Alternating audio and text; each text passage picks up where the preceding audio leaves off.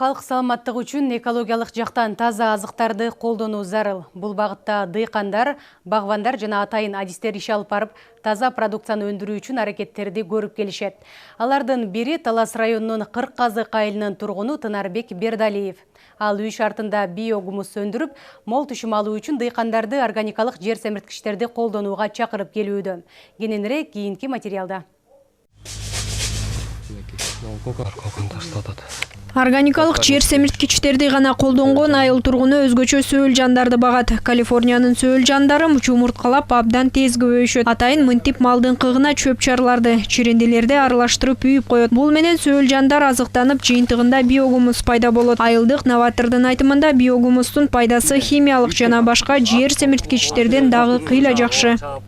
Органикага азыр мамлекетибиз жакшы көңүл буруп атат. Анткени органикага өтпөсөк, Кыргызстан агрардык өлкө болгондон кийин биз органикалык таза продукция чыгарсак, экспортко дагы ошол потенциалыбыз чоң дагы, ошону сыртка чыгарганга дагы. Сөөл жанын иштеп чыккан биогумуста эч кандай ашыкча курт кумурска, ото чөптөрдүн дандары калбайт дагы, полиялар таза болот.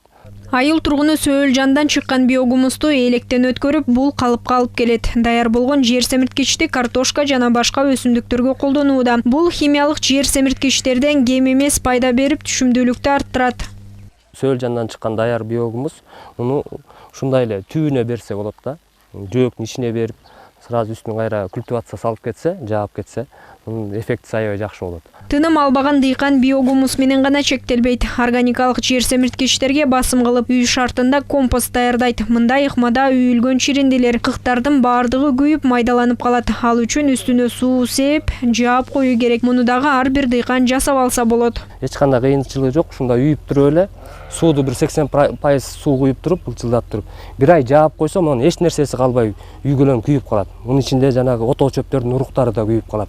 Ошондо жерлери үстүнө ото чөптөр баспайт.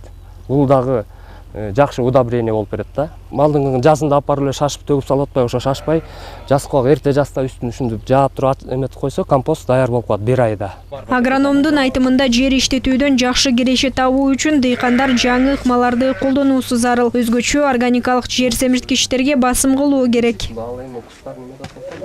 Мерим Азимжанова, Кайнар Ормонов, ЛТР, Талас облусу.